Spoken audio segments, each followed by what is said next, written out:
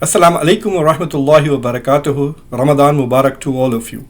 Welcome to Khanversations. This is the second episode in the series of conversations about the Quran 2022. Today we are talking to a very distinguished professor, Professor Juliane Hammer, who teaches at the University of North Carolina. She teaches in the Department of Religious Studies and she's an associate professor. She's an author of many books: Peaceful Families, American Muslim Efforts Against Domestic Violence. Today's discussion will be primarily around that book and how that book understands Islamic tradition and also how it interprets the Quran. She has also contributed edited volumes like Muslim Women and Gender Justice, American Muslim Women, and the Cambridge Companion to American Islam. She has also contributed many academic articles. I will link her bio and CV in the video description. You can look at her work. It's marvelous, fantastic, meaningful, transformative, and I think at least American Muslims should definitely benefit, especially American Muslim communities should definitely benefit from her research and her activist scholarship.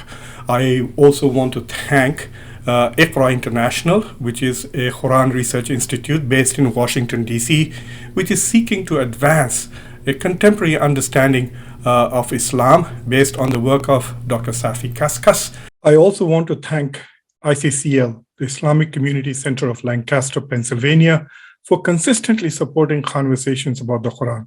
They have supported us from the first season in 2020, and this is the third season of Khanversations about the Quran, which is supported by ICCL, the Islamic Community Center of Lancaster, and my heartfelt gratitude to ICCL. Thank you very much. And so before we delve into this topic of domestic violence and how American Muslim communities can fight that right here at home, I would like you to subscribe to the channel Khanversations if you have not already done so. Make sure you ring the bell icon so you get notifications about new episodes. I also want to share with you that very soon a podcast version of this will also be available, probably within a few weeks. So welcome to Khanversations, and now without further ado, let's turn to Professor Juliane Hammer. Assalamu alaikum, Juliane, and welcome to Khanversations about the Quran. It's been a while since we met, but I have been following your scholarship. As always, fantastic. I'm extremely impressed with the dedication with which you pursue your research and scholarship. So welcome to Khanversations. Walaikum salam, and thank you so much for having me.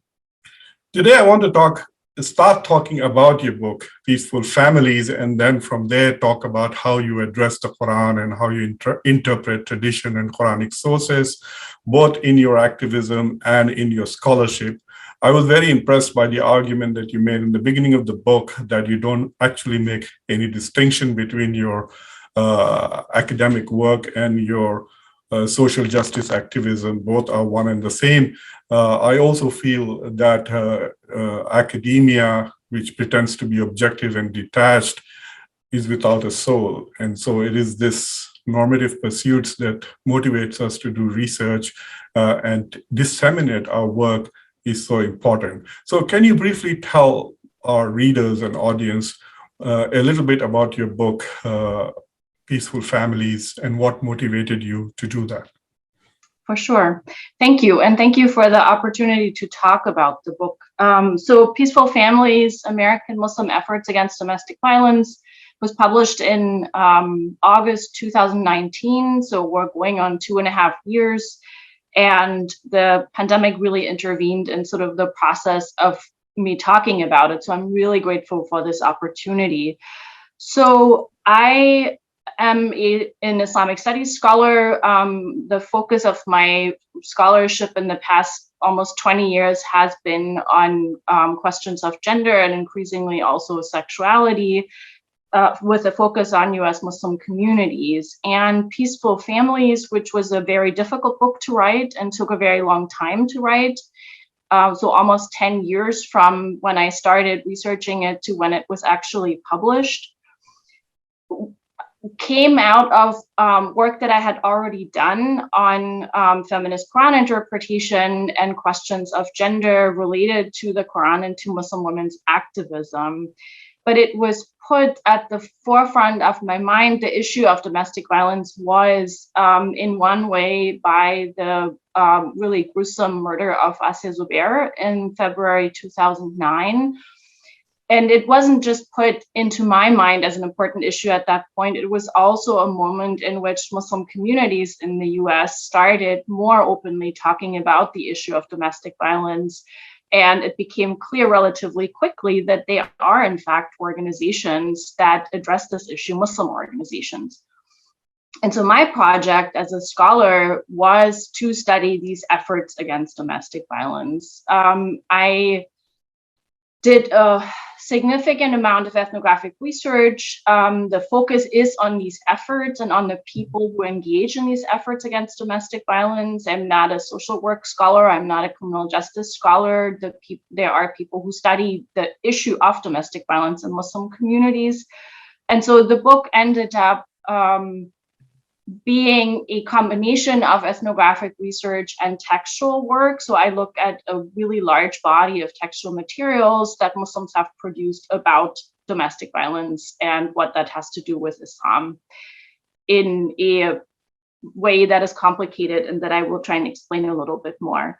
So the book demonstrates that there are three different kinds of efforts that sometimes overlap in the organizations and individuals that do that work. One is to raise awareness of domestic violence in Muslim communities. There is never enough awareness. The silence is deafening, as it is right now. The second one is organizations mostly that provide services to victims and survivors, and very few that also work with perpetrators. And the third one is to offer what I think of as mainstream education. So offering education about Muslim communities and the needs of Muslim survivors to law enforcement, the legal system, and to mainstream anti-domestic violence organizations.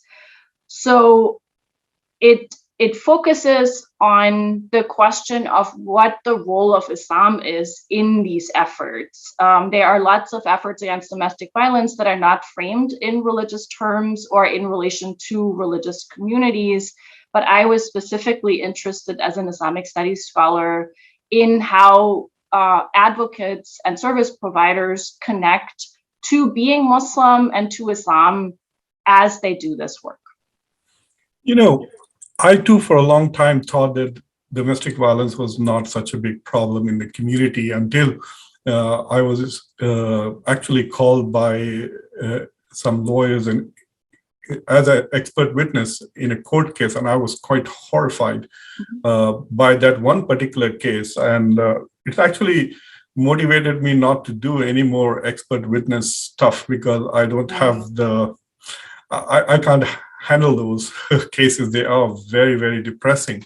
But I know that, because of this whole argument that, there is so much Islamophobia out there, there's so much demonization of Islam and Muslim communities. When we talk critically of certain activities inside the community, then it appears as if we are promoting or supporting these allegations against Islam and Muslims. So there is this tendency to sweep all the mess and hide the dirty linen, so to speak, right? So I think partly some of the community leaders have tried to keep it invisible.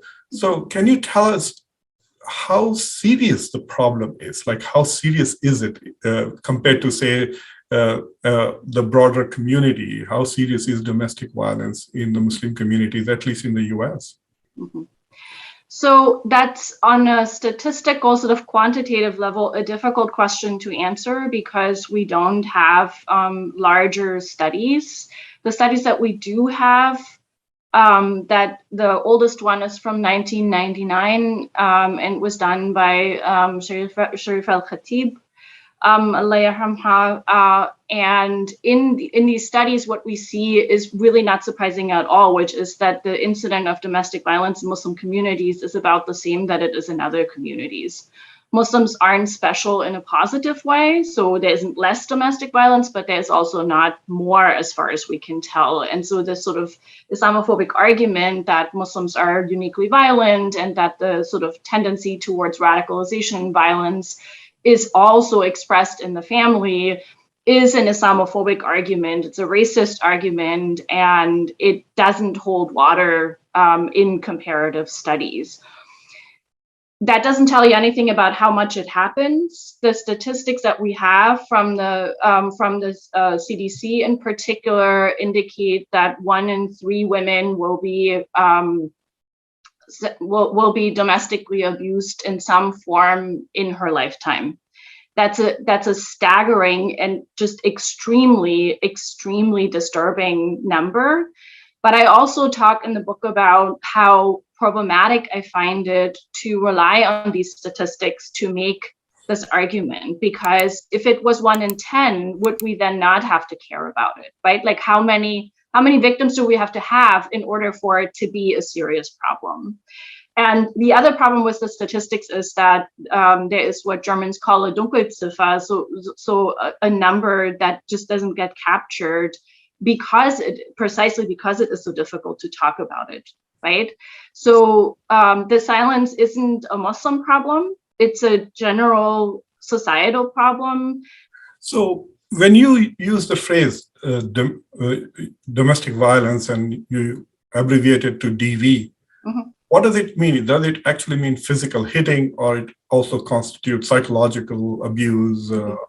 I have had students, in very particular, I don't want to specifically identify a community, but they were having some financial problems. So I spoke to their mom, and I wanted to help them with some, grants and food stamps, etc. And so when I asked the mom of her legal status, she didn't know. She didn't know whether she was legal or illegal, whether she had a green card, and she couldn't show me her passport because apparently her husband had all her documents. So it was, to me, quite stunning that a woman could not know what her legal status was in this country, and she had been here for quite a long time. So what do you actually mean by domestic violence? Like, what is the scope of it? Right. So there are different ways in which that gets defined, but I think it's really important to define domestic violence / domestic abuse as a power and control dynamic that can involve physical violence. It can involve psychological violence. So verbal abuse is a very common form of domestic abuse. It can be financial abuse. It can be, in the case of people where immigration is part of their life experiences, it can be immigration status abuse. It can be spiritual abuse. That's one of the things that is specific to religious communities. So one can use religion as a tool for abuse. So so those are just some. There's sexual abuse that's considered part of domestic violence. So it's really important to recognize that these dynamics of power and control dynamic, where one partner does things to the other or threatens to do things in order to have control over them, is a dynamic that you can sort of recognize and that can take different forms, right? So threatening to harm children, for example, is a particular form of psychological abuse, even if that never in practice happens. In your book, when you talk about solutions, you are looking at basically the efforts by secular efforts from the community, people who are just trying to deal with domestic violence, trying to provide shelters, trying to provide. I try to support a lot of them. I know there are shelters in Baltimore, there are shelters in Atlanta and Washington, D.C. The late Sharifa Al-Khatib was one of she was working, probably the first person to start working in terms of providing solutions to domestic violence. But you also talk about the so-called Islamic response to it. And in the Islamic response, I see two different approaches to dealing with at least the cultural and theological side of it, which is that coming from the traditional Islamic establishment, religious men with authority like imams and ulama and fuqaha. And then you have women who are the new bunch of scholars in the United States, at least, the feminists, the Islamic feminists who are seeking gender justice. So could you just give us a quick lay of the land about these two and how different their approaches are? Mhm. So it's even more complicated than that. I wish it was sort of the lay of the land was there are these two camps and they're both trying to do something. So the first thing I will say is that I found, and I was surprised by this myself, that these efforts that I described don't start with scholars. They start with advocates. They start with activists. They start with community members. Many of them are women. The vast majority of the people who do this work are women, especially grassroots work. Quite a few of them are survivors of domestic violence themselves. Some talk about it and some don't talk about it. And so this ethic of non-abuse that I described, this inclination towards addressing domestic violence because it's considered wrong in Islam, I'll explain that in a second, starts with activists. It doesn't start with scholars. There are scholars that have written about this issue. I personally was inspired in part to go in that direction by feminist Muslim scholars, including Amina Wadud, Aisha Chaudhry, Sadia Sheikh, and Muqtedar, because they were people who had written about this issue in a variety of ways from a feminist perspective. So that's my own approach to it. But I also learned in the course of the research that domestic violence is not an exclusively feminist issue, and that it is attached to the feminist movement in the United States, especially in terms of legislation. So the Violence Against Women Act comes out of feminist activism. And so that has actually made the conversation about domestic violence in Muslim communities significantly more complicated because, as you very well know, Muslims tend to have rather skeptical sort of approaches to feminism, even if it's part of Islam, by sort of perceived by some. And so it starts with activists, many of whom engage with the Quran directly without going via the route of looking for scholars. And so in interesting ways, what I find in the book is that these activists and advocates do read the landscape and recognize that male scholars, especially imams, are a source of authoritative perspective that they need in order to raise awareness. And so in many cases, they approach imams and religious scholars almost exclusively male. There are a couple of examples of women involved in this work. Zainab Elwani is one very important one. But that is the sort of the sequence in which this happens most of the time. And, like, not to be too critical, but these male scholars and these imams really like taking credit for standing up in the community for these efforts against domestic violence, but they didn't start them. That's really the reality of it. So I do understand that the need to immediately protect victims of domestic violence is what triggered this movement, right? I remember the effort to establish a home for women suffering from domestic violence in Northern Virginia, and the fact that a small apartment was overflowing with victims. I know all those stories, but when did these activists and why did these activists feel the need to go and recruit the imams? Is it just for fundraising, or they needed their authority to combat this? I would say that they are reading the landscape of the communities correctly. And as you said, their primary concern is what's most efficient, right? Like what's going to address the problem. This is less so their vision for Muslim communities is that there shouldn't be domestic violence. But their vision is not that Muslim communities need to be reformed in a particular way, in a particular direction, or that Islam somehow needs to be reformed in order to achieve that. That's actually typical for activist organizations and advocates, that they focus on the problem at hand and there is a part of it that is about what in the book I describe as recognizing Islam, the idea of Islam, or the tradition, as you probably would call it, as either a resource for work against domestic violence or as a roadblock.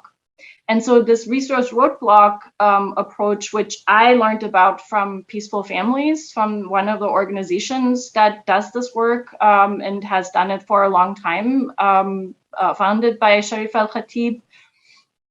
And this approach allows us to recognize that Islam on a pedestal doesn't work for these very practical things, right? So as I said, perpetrators of domestic violence sometimes use the Quran and Islam as a tradition in order to abuse their wives. But Islam also offers resources, right? So the advocates are all convinced that the Quran is, that God, as expressed in the Quran as part of Islam, is against domestic violence, that you can't justify it. And that's not ethical to do so. And so the turning to, I see the turning to male scholars as a strategic move that really just recognizes who has authority and who has standing in the community. And their primary concern isn't being recognized. I will also say, and I think that's a really important piece here, that most of these efforts are not recognized by the communities. In fact, people who work against domestic violence in Muslim communities are often treated really badly because they are opening up really important conversations that are very uncomfortable, right? It's also, I think, worth pointing out that in many cases, the perpetrators are imams and religious authority figures or communal authority figures or the biggest donors to a particular masjid. And so this is an uncomfortable conversation. No one wants to hear this. And so doing this work and insisting that it needs to be done because victims need services and victims need protection and prevention work is the way to end domestic violence is incredibly difficult. And I wrote this book really like 80% of it is because I wanted people to know, because I wanted someone to see what's happening and that it's not just like when someone gets brutally murdered and it's in the news that we as a community talk about these issues. And some of the descriptions that you have given of abuse, some of the stories that you have shared are really heartbreaking. And while listening to you, I just realized that the ayah of justice in the Quran, which states, stand up for justice, even if it has to be against your own, also speaks to this particular issue. In one of the chapters, in the 4th chapter, you do an interesting analysis and discussion of the work, a sermon by Sheikh Hamza Yusuf and another talk by Imam Majid, where Imam Majid does not address the ayah or the so-called wife-beating verse, whereas Sheikh Hamza does that. And you make an interesting point in saying that this assumption of progression, abuse is instantaneous, isn't it? Like it doesn't happen, like nobody is following the ayah and saying, okay, I'm going to reason with you now because I disagree with you. I'm going to counsel you, and then I'm going to stay away from you. I'm going to basically abstain from sex, and then I'm going to now beat you. You know, that's not how violence happens, really, does it? So it's not. However, this power and control dynamic that I described often takes place as a spiral. And it has a sort of cyclical nature to it.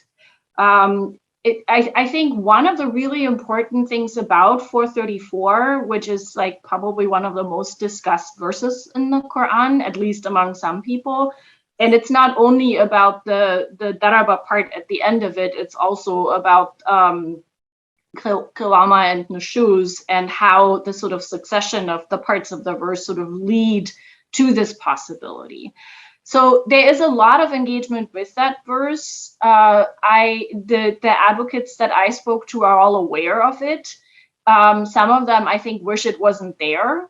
There's also some feminist scholarship that has sort of looked at the ways in which the very presence of this verse is a challenge. And there are different ways in which people deal with that challenge. Some don't talk about it. Some talk about it and claim that idribihunna in that verse doesn't mean to beat, so that it means something else. Some talk about how this isn't what there's a whole story of Asbab an-Nuzul about the Prophet having engaged with a community member about being abused, and the husband being an abuser, and then this verse is revealed, and Muhammad says something like, God wanted one thing and I wanted another, right? So expressing discomfort. So there are lots of different ways in which the verse appears in this work. What I recall about that is, I think he told him to it was the woman and the father, right? He said, well, the two of you, why don't you both beat him up? To the husband who was beating her. And then this verse was revealed, and he called him back and said, I wanted it one way, but Allah wants it another way. And also, the best of you will not strike their wives, yes, and children. So there are ways to engage with this verse. It comes up frequently. My sort of hunch is that it at least sometimes comes up because journalists know about it. There is no way to talk about domestic violence where this Quranic verse doesn't come up with is actually a form of Islamophobia, right? To say so Muslims do this because it's in the text. And I want to caution here also, Sadia Sheikh did an interesting study in Muslim communities in South Africa many, many years ago now that also points to the fact that Muslim perpetrators of domestic violence don't necessarily use the Quran or even know about it. Yes. They don't, domestic abuse doesn't happen because the Quran has a verse that talks about disciplining wives physically. It happens because of a power dynamic and a power differential that makes abuse possible, right? Like controlling another human being in the marital relationship is a particular form of abuse that's possible because of power. And many perpetrators, they might, like pick up on 434 to say, oh, but also I have the right to do that. I can tell you from 6 years of pretty intense ethnographic research, I didn't encounter anyone except this one person at this one event who said, well, but this verse in the Quran says that men can beat their wives. That's not really how this conversation works. And I think it's important to recognize that the Quran doesn't function like a car manual, right? Like people don't take it and read it and say, oh, now I'm going to apply that to myself, or I'm not going to apply this one, but I'm going to apply this one because I like it. It's often an afterthought. And I think that's important for recognizing what the relationship between religion and domestic violence actually is, right? Like that's the resource word block thing. See, one of the things with 434 is not many people, I think if you today went to India or Pakistan, etc., and talked about this, they're not aware of the politics of it. The politics of 434 is mostly in Western countries where people are looking at the Quran and trying to say, oh, Muslims are like this and like this because of this is there. And sometimes people, but I think it is a barrier to legislation, right?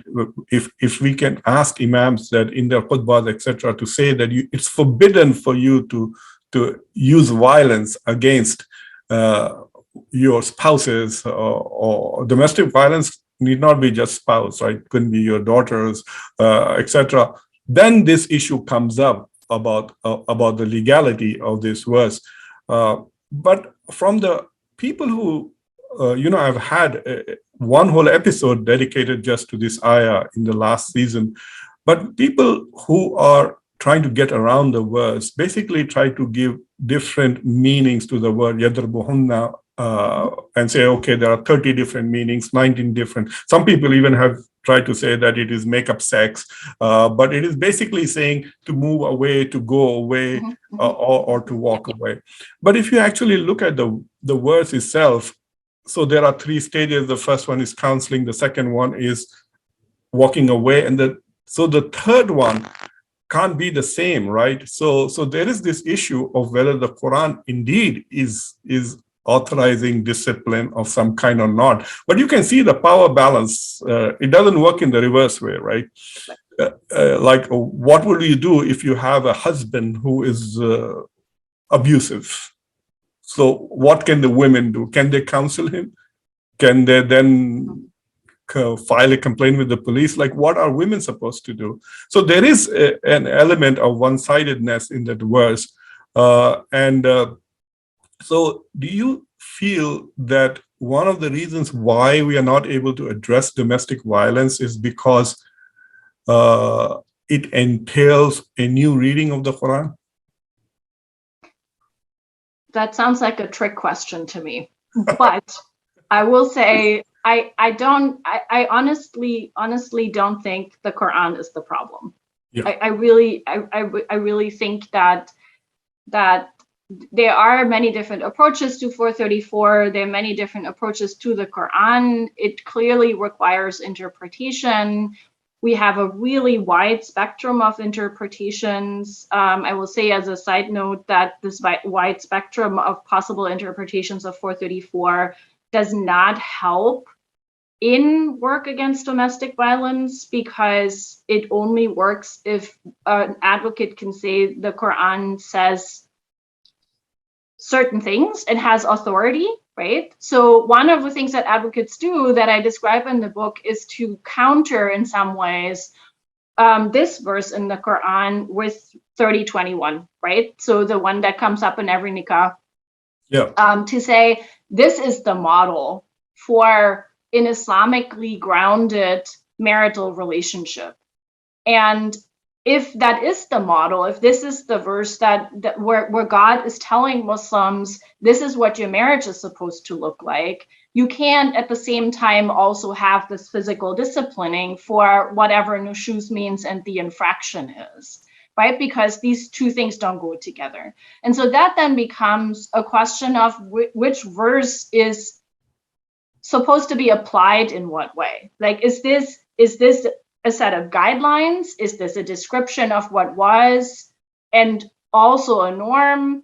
And the same can be done for 434, right? To say, is what I mean, it is an imperative, but is it an ontological imperative? Is it an actual manual for what you're supposed to do, right? And then the next verse after 434 talks about mediation and divorce.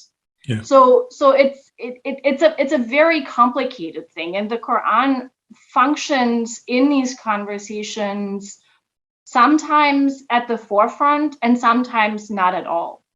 I will also say, because it was very interesting to me that in the US context, at least, this conversation about domestic violence is hardly ever an Islamic legal conversation. There is very little reference to what Islamic law, so to speak, or what the various Islamic schools of jurisprudence have had to say about violence in the marriage, about compensation, those kinds of things. It simply doesn't come up, which I was actually kind of surprised by, but it's an interesting research result, right? That's not how the issue is framed. It's definitely a Quran and Sunnah conversation, and it's also, and I think that's a very important move.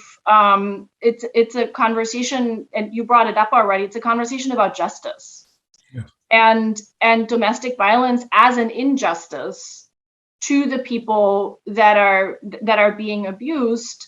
And so a wider frame that sort of gets away from this one verse does this, to say, if the heart of the Quran is for Muslims to be called to work for justice, they might never get there, but to work for justice, then working against domestic violence is part of this imperative.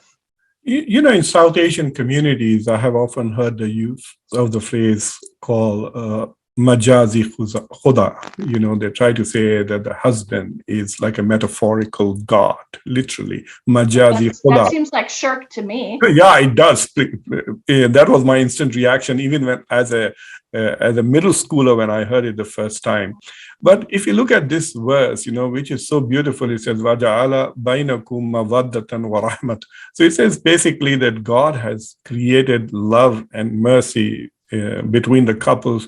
But if you also look at the Sunnah of Prophet Muhammad, peace be upon him, I mean, he had zero history of domestic violence. In fact, there was a time when he was having trouble with his wife, and he moves away and goes and lives alone for a short period of time.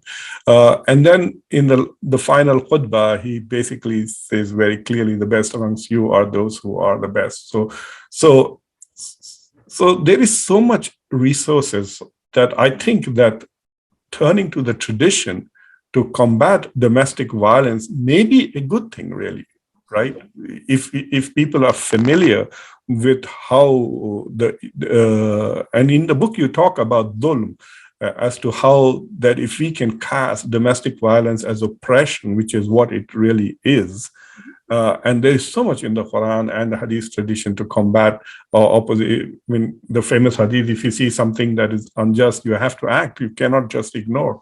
So what is the near future? I mean, have things improved with all this that you have observed with the activism against domestic violence? I mean, there are two things, right? One, to reduce the incidence of domestic violence. The other is to basically provide resources to take care of the victims. There are two challenges. So do you think that other communities getting better at doing this?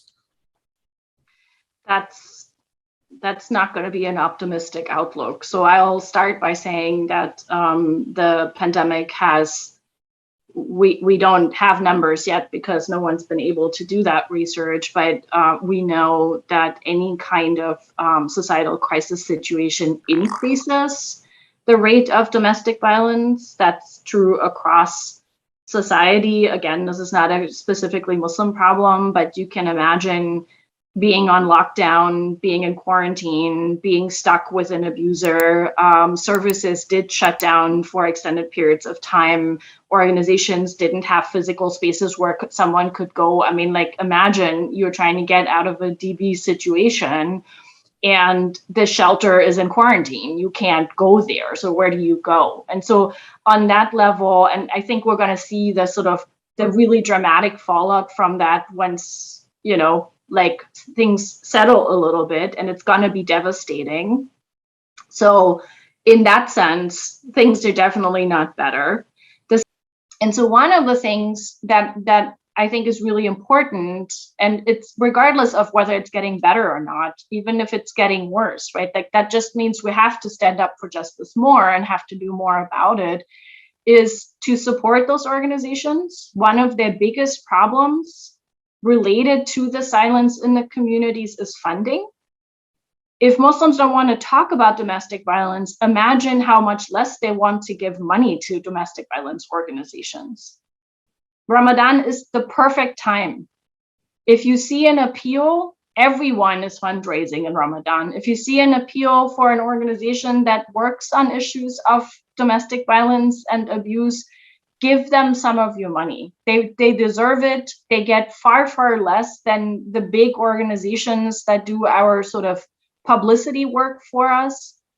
I have seen it time and again, right? So like an anti-DV organization asking for $5,000 and CARE raises like $500,000 in with one banquet.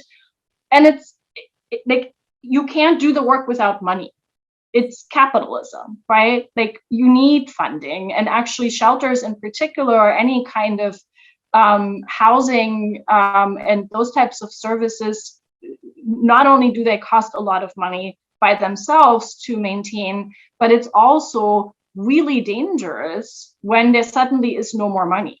Like, imagine a shelter that can't pay its electricity bill. Where are people supposed to go? So, put your money where your justice inclinations are. And the biggest thing is keep talking about it. That's how that I think linking work against domestic violence to the question of whether it's successful is a really dangerous way to measure it, right? So success or failure is part of how we measure things in capitalism. And even if it's not successful, even if the numbers never go down, it's still imperative, I think, upon us to do something about it, because there are, in the interim, particular victims, particular survivors that will benefit from that, and that will be a little bit safer, and that might not be killed as they would be if they're stuck in that situation. So I have, over the time that I've been doing this, I've become really demoralized at times because it is so pervasive, and because it's so depressing, and because there's so much of it, and it feels so overwhelming. But I also feel like I can say I have tried, like, so at the end of my time, I'm going to be able to say I did what I could do. And I think that's actually what the sort of ethics of justice in the Quran are asking us to do. They're not asking us to do things that we can then check off and say, and we fixed that one. I mean, clearly you've been doing a lot of work around this, especially in the role of women and gender. You have articles about in various books, and you have another book that you are working on currently.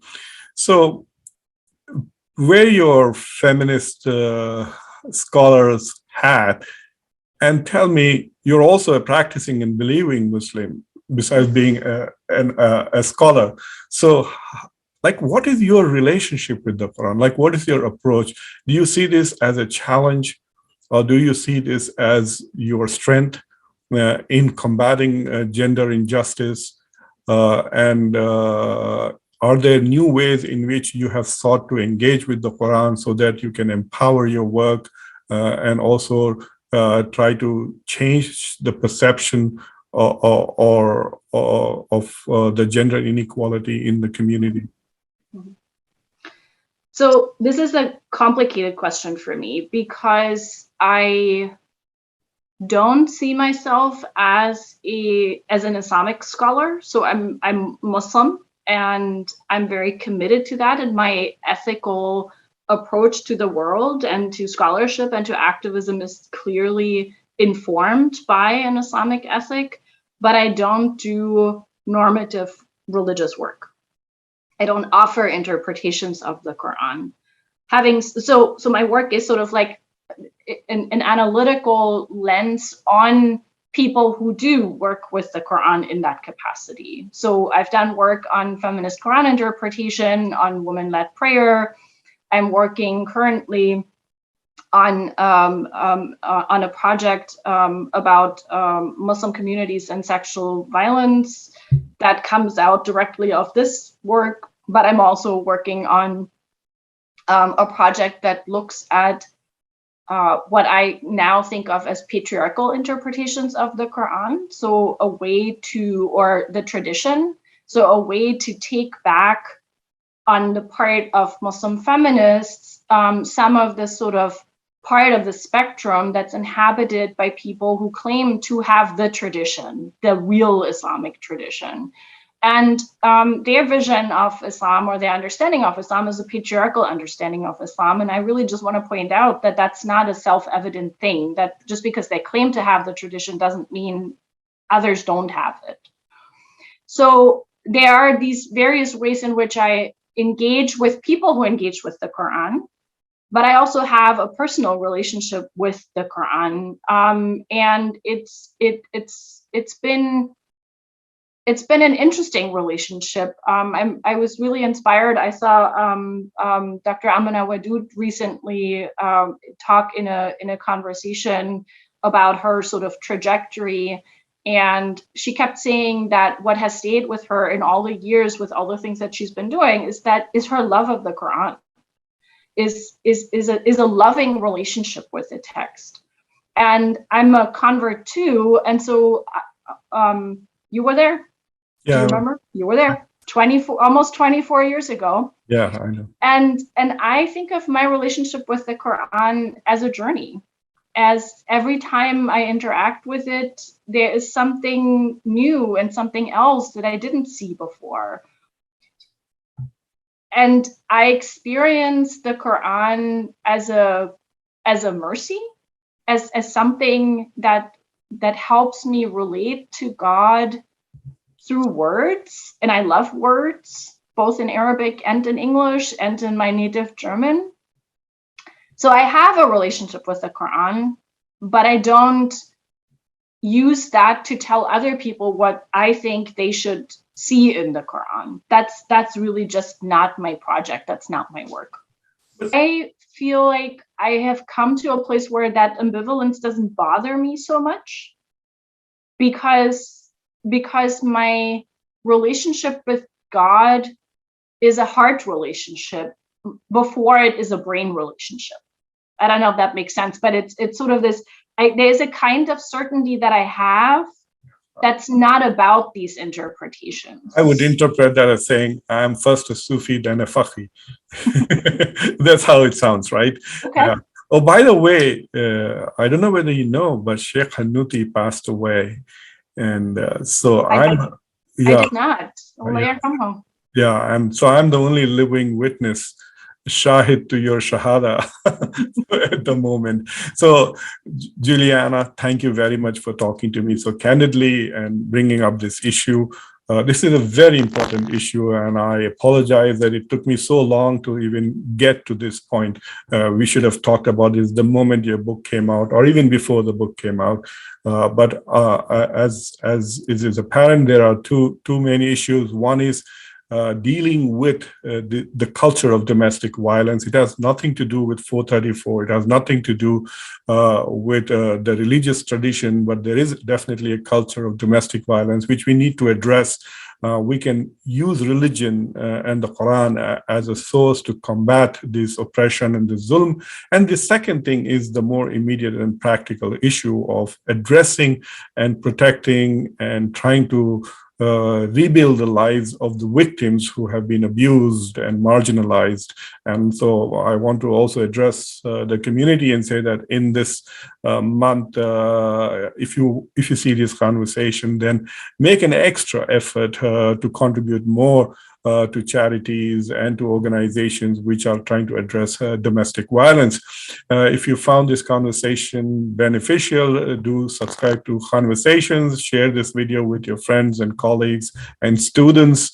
And in the video description, I have provided a link to all the books that Professor Juliane Hammer has written. Do take a look at it, and also definitely try to get a copy of Peaceful Families. It's a very beautifully written book. Yes, it's heavy reading. You will get constantly emotional about it, but that's not a bad thing. So once again, Juliana, thank you very much for talking to me, and wishing you and your family a happy Ramadan and an early Eid Mubarak. Thank you so much, Muqtedar. I can't tell you how much it means to me. We've known each other for a very long time, and as I said, one of the really big challenges is that no one wants to talk about domestic violence. And so every opportunity to raise it up as an issue and to raise awareness of it is a great blessing for me. And it makes it worthwhile, even though it is very, very difficult.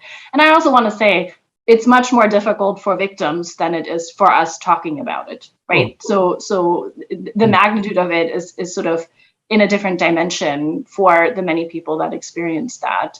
And so also, if you are someone who is watching this, who is in that situation, there are resources. There's some resources in the book, but there are resources that are available. Go to the Peaceful Families Project website, where you can find at least a place to start. Definitely. I will also post a link to the Peaceful Families website so people can. And about talking, this will be the first conversation, which will also be available as podcast on Apple and other places where you get podcasts. So thank you very much. Assalamu alaikum. Thank you. Alaikum salam.